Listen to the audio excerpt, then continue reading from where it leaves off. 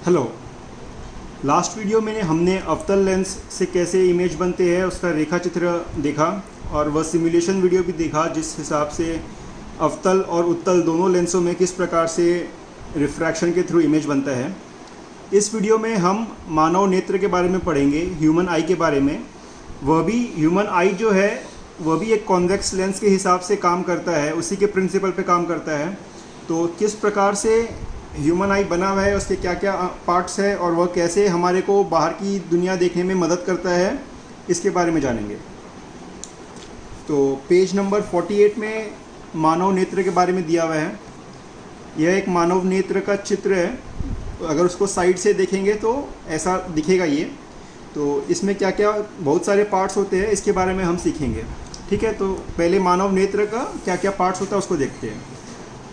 अभी ये देख पा रहे हो तुम लोग, ये वही चित्र है जो बुक में बनाया हुआ था मानव नेत्र का। सामने से देखते हैं तो ये मानव नेत्र है। ये वाला वो सफ़ेद पार्ट होता है आई में, जो सादा रंग का वाइट कलर का पार्ट होता है, ये आई बॉल बोलते हैं इसको, जो कि काले रंग का होता है ना।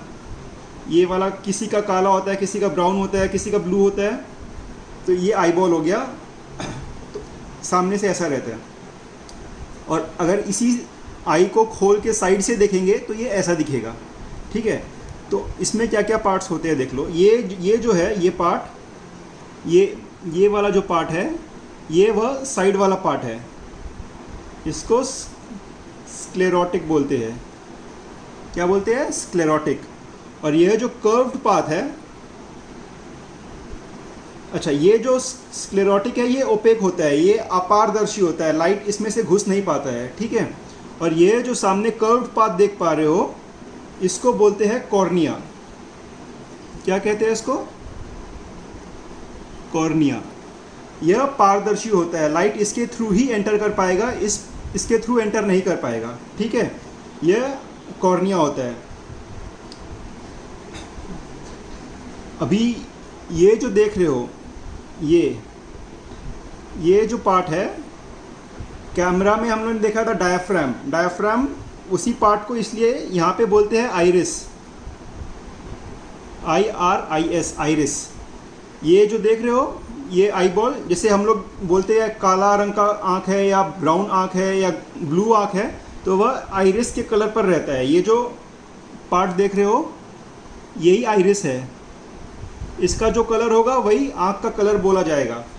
तो यही कलर ब्लैक होने से काला आँख होता है, यही कलर ब्राउन होने से ब्राउन आँख होता है। ठीक है, तो इस पार्ट को बोलते हैं आइरिस। इसका काम क्या है? ये जिस प्रकार कैमरा में डायफ्राम बड़ा छोटा होता है लाइट कंट्रोल करने के लिए, वैसे ही आइरिस होता है। अगर बाहर बहुत ज़्यादा रोशनी है, धूप बहुत ज़्यादा है, तो ये छोटा हो जाएगा ताकि कम लाइट घुसे आँख में। और अगर बाहर अंधेरा है या रोशनी कम है तो ये थोड़ा सा ऊपर उठ जाएगा, ये जगह बढ़ जाएगा, इसको ज़्यादा लाइट घुसने में मदद होगा। ये जो गैप है, इस गैप को बोलते हैं प्यूपिल। प्यूपिल या पुतली, हिंदी में पुतली बोलते हैं, इंग्लिश में प्यूपिल बोलते हैं। ये देख रहे हो यहाँ पे ये जो गैप बना हुआ है, इस गैप के थ्रू लाइट घुसता है। ये बाहर का आइरिस हो गया, ये जो गैप है ये प्यूपिल हो गया। ठीक है, तो अगर आँख बढ़ेगा, मतलब धूप बाहर ज़्यादा होगा और आइरिस बड़ा हो जाएगा, तो ये प्यूपिल जो है ये छोटा हो जाएगा। और अगर बाहर रोशनी कम है तो आइरिस छोटा हो जाएगा और प्यूपिल बड़ा हो जाएगा। तो लाइट जो है ऐसे घुसता है कॉर्निया के थ्रू, प्यूपिल में से अंदर घुसता है। उसके बाद ये लेंस आता है। सबसे मेन ये लेंस होता है आई का। ये लेंस के थ्रू ही रिफ्रैक्शन होता है। ये लेंस क्या है? यहाँ पे जो देख रहे हो ये पेशिया है, मांसपेशिया। ये इस लेंस को पकड़ के रखती है। इसको बोलते हैं सीलियरी मसल्स। Ciliary muscles. ठीक है, और ऊपर में भी वही सीलियरी मसल्स होता है। और ये इसको बोलते हैं क्रिस्टलाइन लेंस। Crystalline lens. ठीक है, तो लाइट जो है इसके थ्रू गिरता है और यहाँ पे आके फोकस होता है। तो ये जो मांसपेशी है, अगर मान लो हमारे को बाहर की ऑब्जेक्ट्स या दुनिया तभी अच्छे से दिखाई देगी जब यह लेंस यहाँ पे उस रेस को फोकस कर पाए। मान लो सामने कुछ ऑब्जेक्ट पड़ा है, तो उसमें से जो लाइट आएगी अगर वो यहाँ रेटिना में फोकस नहीं हो पाएगी तो हम लोग उसको ठीक से नहीं देख पाएंगे, साफ नहीं देख पाएंगे, वो धुंधला नज़र आएगा। इसीलिए लेंस का काम है कि वो यहाँ पे फोकस करे जो भी बाहर की चीज़ है उसकी लाइट को। तो ये जो मांसपेशी है ये लेंस को थोड़ा बहुत हिलने में मदद करती है, ऊपर नीचे होने में मदद करती है, ताकि वो अपने फोकल लेंथ को एडजस्ट कर पाए और जो बाहर का ऑब्जेक्ट है उससे जो किरणें आ रही है वो ठीक से यहाँ आई के एंड पे फोकस हो पाए। तो इस पार्ट को बोलते हैं, जहाँ पे आई को फोकस करना होता है, इसको बोलते हैं रेटिना। इसमें बहुत सारे सेल्स होते हैं जो कि लाइट पड़ने से एक्टिवेट हो जाते हैं और यह एक सिग्नल बना के यहाँ पे नर्वस सिस्टम, जो ऑप्टिकल नर्व्स होते हैं, ऑप्टिकल नर्व्स है ना, ये ऑप्टिकल नर्व्स के थ्रू अपने ऑप्टिक नर्व्स के थ्रू ब्रेन तक जाता है, तो हम बाहर की दुनिया को देख पाते हैं। अच्छा, ये जो स्क्लेरा है इसका अंदर एक काले रंग का लाइनिंग होता है, उसको बोलते हैं कोरोइड,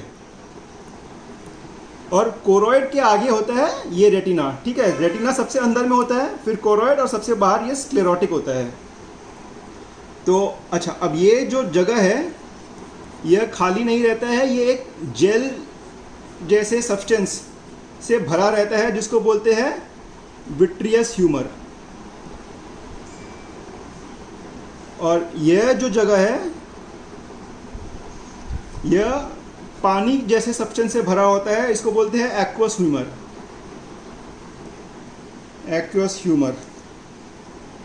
ठीक है, तो ये हो गया आई के सारे पार्ट्स। तो काम कैसे होता है, मतलब आँख से दिखाई कैसे देता है, जो भी वस्तु सपोज आँख के सामने है उसमें से जो रोशनी पड़ती है उसके ऊपर, वो रोशनी रिफ्लेक्ट होकर हमारे आँख की तरफ आती है, तो उसकी किरणें यहाँ पे आती है, यहाँ से रिफ्रैक्शन होता है, ये लेंस से रिफ्रैक्शन होता है, वह रेटिना में फोकस होती है। रेटिना में फोकस मतलब मान लो ऐसे किरणें आई, वह जाके रेटिना पे फोकस हो गई। रेटिना में फोकस हो गई तो यहाँ पे बहुत सारे जो सेल्स थे एक्टिवेट हो गए, उन्होंने ऑप्टिकल नर्व्स में एक सिग्नल भेजा और ये नर्व्स के थ्रू वो ब्रेन तक गया, और इसलिए हम लोग फिर उस ऑब्जेक्ट को या वस्तु को देख पाते हैं। ठीक है, ये आइरिस जो है लाइट का बड़ा छोटा होने से कितना लाइट अंदर आएगा उसको कंट्रोल करता है, और ये जो सिलियरी मसल्स है ये लेंस का फोकल लेंथ को कंट्रोल करने के काम आता है, कि अगर ज़्यादा दूर है ऑब्जेक्ट तो उसका फोकल लेंथ एडजस्ट करना ताकि वो रेटिना में फोकस हो पाए। ठीक है, तो बेसिक ये फंक्शनिंग है आँख का, मानव नेत्र का। अभी बुक में आ जाओ, बुक में देखते हैं क्या लिखा हुआ है। ये देखो, मानव नेत्र या आँख लगभग गोलीय होता है। अभी देखो, इसमें इस श्वेत पटेल को स्क्लेरोटिक कहते हैं। ठीक है, ये मैंने बताया स्क्लेरोटिक, यह अपारदर्शी होता है, ये स्क्लेरोटिक अपारदर्शी होता है। ठीक है, अभी कॉर्निया, नेक्स्ट उभरा हुआ भाग, ये जो उभरा हुआ भाग है यह कॉर्निया है, इसको कॉर्निया कहते हैं।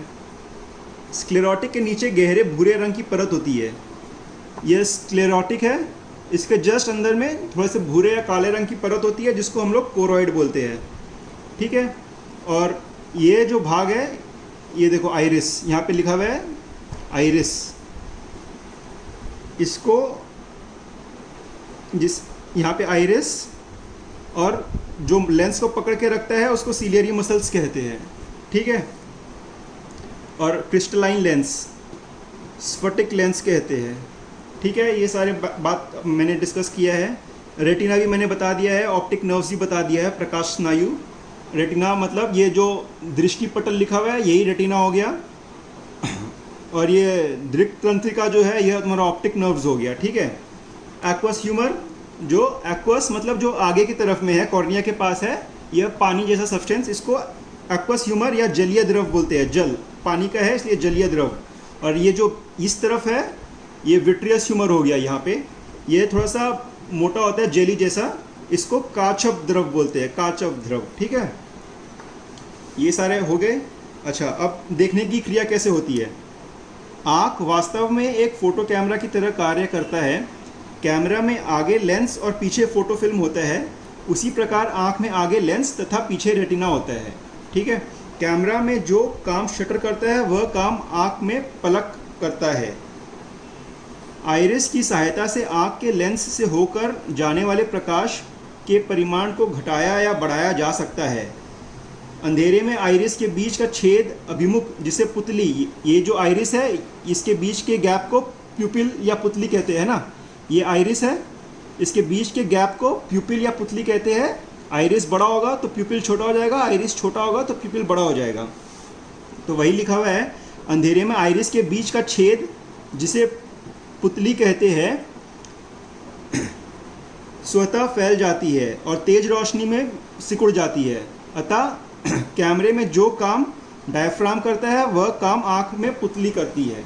ठीक है, तो जब प्रकाश की किरणें किसी वस्तु से आँख पर पड़ती है तो वह कॉर्निया तथा स्फटिक लेंस से अपवर्तन के बाद रेटिना पर पड़ती है और वहाँ वस्तु का प्रतिबिंब बनता है। यह प्रतिबिंब वस्तु की उपेक्षा उल्टा और छोटा बनता है, परंतु मस्तिष्क में वस्तु को सीधा और बड़ा देखने की संवेदना होती है। अभी यहाँ पर जो इमेज फोकस हुआ है, अपने तो देखे है पहले जब भी उत्तल लेंस से इमेज बनता है तो वह उल्टा बनता है मैक्सिमम टाइम, बट अपने को तो सब जैसा है, सीधा चीज़ सीधा नज़र आता है और उल्टा चीज़ उल्टा नज़र आता है, क्योंकि जब वह सिग्नल रेटिना से ब्रेन की तरफ जाता है, ब्रेन उसको वापस उल्टा कर देता है। इसीलिए हमारे को जो जैसा सीधा है तो सीधा नज़र आता है और उल्टा है तो उल्टा नज़र आता है। ठीक है, अब देखो सीलियरी मसल्स के बारे में। सीलियरी मसल्स का क्या इंपॉर्टेंस है? वस्तु दूर रहे या निकट, हम उसे साफ देखते हैं, मतलब धुंधला नज़र नहीं आता है, साफ देखते हैं। आँख ऐसा अपने लेंस की फोकस दूरी, जो फोकल लेंथ होती है, को बदल कर करता है। यह परिवर्तन सीलियरी पेशिया, जो मैंने बताया था सीलियरी मसल्स के तनाव के घटने बढ़ने से होता है। आँख की इस क्षमता को स्वतः समायोजन, पावर ऑफ अकोमोडेशन, स्वतः समायोजन, ये बहुत इंपॉर्टेंट है, इसको अंडरलाइन कर लो। ठीक है, पावर ऑफ अकोमोडेशन क्या है? यह सीलियरी मसल्स की परिवर्तन और तनाव के घटने बढ़ने से जो आँख एडजस्ट कर लेता है अपने फोकल लेंथ को, लेंस अपने फोकल लेंथ को एडजस्ट करता है ताकि हम दूर और पास की चीज़ें को क्लियरली देख पाए, उसको पावर ऑफ अकोमोडेशन या स्वतः समायोजन कहते हैं, जिसकी एक सीमा होती है। सामान्य आँख 25 सेंटीमीटर, मतलब सबसे नज़दीक, अगर तुम 25 सेंटीमीटर से भी आगे रख लोगे कोई किताब को या किसी वस्तु को अपने आँख के सामने, तो तुम उसको साफ नहीं देख पाओगे। इसीलिए सामान्य आँख मतलब मिनिमम 25 सेंटीमीटर दूर होना चाहिए तो हमारे को साफ दिखता है, और अनंत दूरी पर जो दूरी है वो अनंत तक की वस्तुएं को स्पष्ट देख सकता है। ठीक है, तो यह था सारे ह्यूमन आई के बारे में। यह था नॉर्मल ह्यूमन आई। अभी ह्यूमन आई में डिफेक्ट भी हो सकता है। डिफेक्ट क्या क्या हो सकता है? 4 प्रकार के defects of vision and their remedies. निकट दृष्टि, दीर्घ दृष्टि, ज़रा दूर दृष्टिता, ये 3 का है, मतलब short sightedness, long sightedness, presbyopia, astigmatism. ठीक है, ये 4 है। शॉर्ट साइटेडनेस या मायोपिया क्या हुआ? निकट दृष्टि का रोग क्या है कि हमें पास की चीज़ें साफ दिखाई देती है, दूर की चीज़ें साफ दिखाई नहीं देती। और लॉन्ग साइटेडनेस या हाइपरमेट्रोपिया क्या है? दीर्घ दृष्टि, मतलब दूर की चीज़ें साफ दिखाई देती है और पास की चीज़ें साफ दिखाई नहीं देती। तो यह सब क्यों होता है और इसका क्या इलाज और क्या उपाय है, ये हम लोग देखेंगे। अभी पहले स्टार्ट करते हैं निकट दृष्टि दोष से। अभी देखो, ये आँख ऐसे काम करता है, वस्तु से किरणें आती है, लेंस पे रिफ्रैक्शन होता है, रेटिना पे फोकस होता है, तो हम लोग वस्तु को देख पाते हैं। अभी निकट दृष्टि दोष में निकट की चीज़ तो साफ दिखाई देती है, लेकिन जो दूर से आने वाली किरणें, दूर में जो वस्तु होते हैं उससे जो किरणें आ रही है वो समानांतर रहती है और वह रेटिना पे फोकस नहीं होकर आगे ही फोकस हो जाती है। इसीलिए ये निकट दृष्टि का दोष होता है। तो अगर यह पहले ही कन्वर्ज कर गया तो और रेटिना पे नहीं हुआ तो हम लोग इसीलिए इसको साफ नहीं देख पाते हैं, इसीलिए दूर की वस्तु साफ नहीं दिखती है। तो इसको ठीक करने का उपाय क्या है? इसको ठीक करने का उपाय है, अगर अपने आँख के सामने एक अवतल लेंस रख दिया जाए। अवतल लेंस रखने से क्या होगा? अवतल लेंस का है कि वो वस्तु यहाँ से आती हुई प्रतीत होगी, इसीलिए वो निकट दृष्टि से आती हुई प्रतीत होगी, तो क्या है उसका रिफ्रैक्शन के बाद फोकस यहाँ पे होगा और वस्तु सही से दिखाई दे देगी अपने को। तो इसीलिए तुम देखोगे जब भी कोई चश्मा पहनता है उसको पावर बोलते हैं, या माइनस का पावर है या प्लस का पावर है। तो जिसको दूर की चीज़ देखने में प्रॉब्लम होती है उसको अवतल लेंस मतलब कनकेव लेंस पहनाया जाता है। ठीक है, ये देखो कनकेव लेंस पहनाया हुआ है, कनकेव लेंस। ठीक है, और अब दीर्घ दृष्टि। अच्छा, पहले ये तो हुआ निकट दृष्टि, इसका कारण क्या क्या है, ऐसा क्यों होता है। यहाँ पे देखो लिखा हुआ है, नेत्र गोलक का लंबा हो जाना अर्थात नेत्र लेंस और रेटिना के बीच में दूरी बढ़ जाना, या फिर नेत्र लेंस का अधिक उत्तल हो जाना अर्थात उसकी फोकस दूरी का मान सामान्य आँख की उपेक्षा घट जाना। ठीक है, या तो ये लेंस थोड़ा सा, या तो इन दोनों के बीच में दूरी बढ़ जाती है, इन दोनों के बीच में दूरी बढ़ जाती है तो वो आगे फोकस हो जाता है, एक ये कारण हो सकता है। और दूसरा कारण ये है कि ये लेंस अधिक उत्तल हो गया है, ज़्यादा कॉन्वेक्स हो गया है, इसीलिए ये पहले इसको फोकस करा दे रहा है। तो ये दोनों कारण से निकट दृष्टि रोग होता है। उसी प्रकार दीर्घ दृष्टि, दीर्घ दृष्टि के कारण क्या क्या है, यहाँ पे देखो लिखा हुआ है, नेत्र गोलक का छोटा हो जाना अर्थात नेत्र लेंस और रेटिना के बीच में दूरी घट जाना, तथा नेत्र लेंस का कम उत्तल हो जाना। जो निकट दृष्टि था उसका ठीक उल्टा है दीर्घ दृष्टि में। तो इसमें क्या है, निकट दृष्टि का, दीर्घ दृष्टि का दूर से आने वाली वस्तुएं साफ दिखाई देती है। देखो, जो अगर दूर से आ रही है तो ठीक फोकस हो रही है, अगर पास में से कोई वस्तु से आ रही है तो वो देखोगे वो दूर में फोकस हो रही है, आँख के रेटिना पर फोकस नहीं हो रही है, इसीलिए वह ठीक से दिखाई नहीं देगी। इसीलिए इसका उपाय यह क्या है, यह कम उत्तल हो गया है, कम उत्तल हो गया है तो इसको थोड़ा ज़्यादा उत्तल करने के लिए आगे एक और उत्तल लेंस लगा देते हैं। तो इससे क्या होता है, यह वस्तु थोड़ा दूर से प्रतीत होता, किरणें दूर से आती हुई प्रतीत होती है, इसलिए ये रेटिना पर फोकस हो जाता है।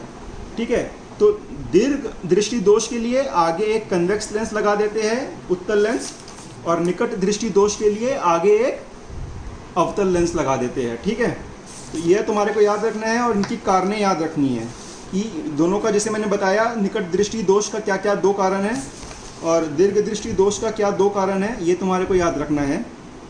और साथ ही अगर पूछा जाए कि निकट दृष्टि दोष का संशोधन कैसे किया जाए और उसका ड्राइंग बनाकर, चित्र रेखा बनाकर समझाया जाए, तो तुम्हारे को ये ड्राइंग बनाना पड़ेगा।